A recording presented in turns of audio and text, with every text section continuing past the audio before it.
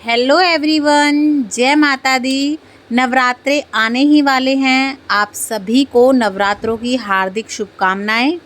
और आज की इस वीडियो में हम लोग देखेंगे कि नवरात्रि पूजन के लिए कलश स्थापना या घट स्थापना के लिए आपको क्या क्या सामग्री चाहिएगी, स्थापना आप कैसे कर सकते हैं, किन गलतियों को करने से आपको बचना चाहिए, पूजा कैसे करनी है, सभी वीडियोस चैनल पे आ चुकी हैं, उन्हें भी आप ज़रूर देखिएगा।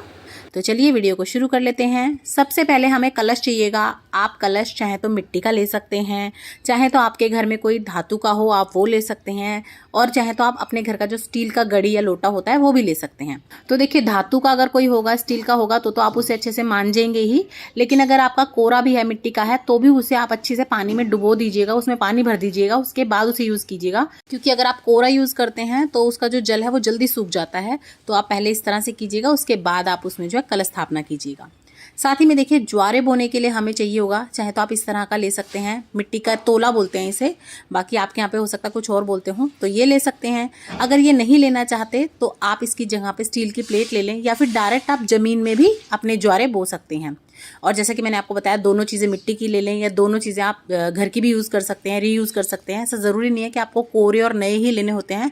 ले लें तो अच्छी बात है, अपने सामर्थ्य के हिसाब से ले सकते हैं, नहीं तो आप स्टील की, धातु की जो आपके घर में यूज़ होती है आप वो भी यूज़ कर सकते हैं। अच्छे से धो लें उन्हें और फिर यूज़ कर लें। साथ ही में हमें चाहिएगा नारियल, और आप हमेशा ध्यान रखिएगा, नारियल में एक तो आपका पानी होना चाहिए, अच्छे से बजा के देख लीजिएगा, वो कहीं से ना चटका हुआ या टूटा हुआ नहीं होना चाहिए। साथ ही में जो आपका नारियल है वो पूरा छिला हुआ गंजा नारियल नहीं होना चाहिए, उसमें थोड़ी जटाएं ज़रूर होनी चाहिए।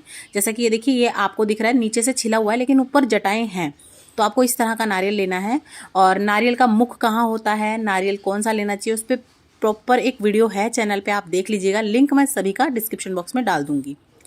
उसके बाद देखिए, हमें चाहिएंगे चावल, और चावल आप थोड़े से ज़्यादा ही लीजिएगा, क्योंकि जब हम कलश रखते हैं ना तो उसके नीचे अष्टदल कमल भी बनाते हैं, तो उसके लिए हमें चावल लगेंगे।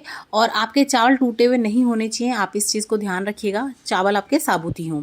साथ ही में देखिए, हमें कलश के अंदर डालने के लिए कुछ चीज़ें चाहिए। सिक्का चाहिए, सिक्का आप चांदी का या फिर अपना नॉर्मल भी ले सकते हैं।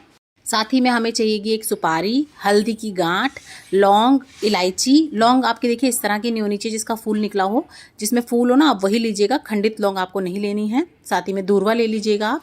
और अगर आपके पास हल्दी की गांठ नहीं है तो आप जो पिसी हुई हल्दी आती है जो हम अपने किचन में यूज़ करते हैं वो भी ले सकते हैं। साथ ही में हमने ले ली है रोली। उसी के साथ साथ हमें कलावा चाहिएगा, कलावा या मोली जो भी आप बोलते हैं वो ले लीजिएगा। उसी के साथ साथ हमें चाहिएगा थोड़ा सा गंगा जल, तो यहाँ हमने गंगा जल ले लिया है। और साथ ही में हमें चाहिएगा जनेऊ। तो देखिए, कलश स्थापना में जनेऊ भी ज़रूर से आपको अर्पित करना चाहिए, तो हम जनेऊ ले लेंगे।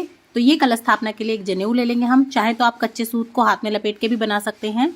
साथ ही में देखिए, हमें जो नारियल है उस पर लपेटने के लिए या तो चुन्नी चाहिएगी, तो आप या तो चुन्नी ले सकते हैं इस तरह से, या फिर आप चाहें तो लाल रंग का जो कंद का कपड़ा आता है 1.25 मीटर वो ले सकते हैं, या फिर आप चाहें तो खाली कलावा भी बांध सकते हैं। तो देखिए, आप कपड़ा ले लें, चुन्नी ले लें, और अगर नहीं ले सकते कुछ भी तो कोई बात नहीं, आप सिंपल सा कलावा भी बांध सकते हैं, तो आप कलावा बांध लीजिएगा।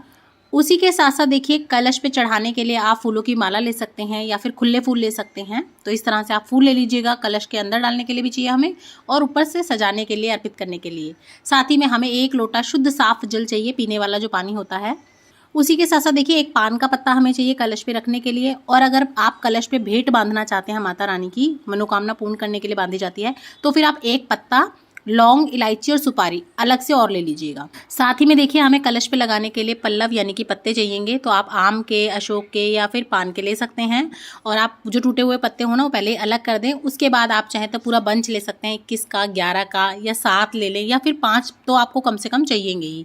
तो इस तरह से आप जो है आम के, अशोक के या फिर पान के कोई भी पत्ते ले लीजिएगा। तो देखिए, ये वो सामग्री है जो हमें कलश स्थापना या घट स्थापना के समय पर चाहिए होती है। तो इतनी सामग्री तो हमें ज़रूर से लगेगी। और अगर आप घट स्थापना में ही नीचे ज्वारे बोते हैं तो आपको जौ भी चाहिएंगे साथ में। तो देखिए, कुछ लोग तो ज्वारे अलग से बोते हैं, साइड में रखते हैं, और कुछ लोग अपने कलश के नीचे ही रखते हैं। तो हमें जौ चाहिएंगे जौ बोने के लिए, और जौ बोने के लिए हमें मिट्टी चाहिएगी। तो आप इस तरह की पीली मिट्टी ले सकते हैं, या फिर जो सीमेंट आती है ना, जमुना सीमेंट बोलते हैं जिसे, घर बनाने में यूज़ होती है, आप वो ले सकते हैं। पर साफ़ सुथरी जगह की आप लीजिएगा जहाँ पे थोड़ा सा जो है गंदगी ना हो, अच्छे से छान लीजिएगा। तो देखिए ये वो कुल सामग्री है जो हमें अपनी घट स्थापना या कलश स्थापना के लिए चाहिएगी। और कलश स्थापना आप कैसे करेंगे, किन गलतियों को करने से आपको बचना चाहिए और नारियल कैसे रखना चाहिए, संपूर्ण जानकारी के साथ वीडियो आ चुका है, वो भी देखिएगा। और भी आपको नवरात्रि से रिलेटेड सभी वीडियोस चैनल पे मिल जाएंगी, उन्हें भी जरूर देखिएगा। मैं लिंक डिस्क्रिप्शन बॉक्स में डाल दूंगी। और अगर आपको वीडियोस अच्छी लग रही हैं, चैनल पसंद आ रहा है, तो ज्यादा से ज्यादा शेयर कीजिएगा अपने फ्रेंड्स एंड फैमिली के साथ। सब्सक्राइब करना ना भूलें, लाइक करें और कमेंट बॉक्स में जय माता दी का जयकारा जरूर से लगाएं। जय माता दी, जय सिया राम।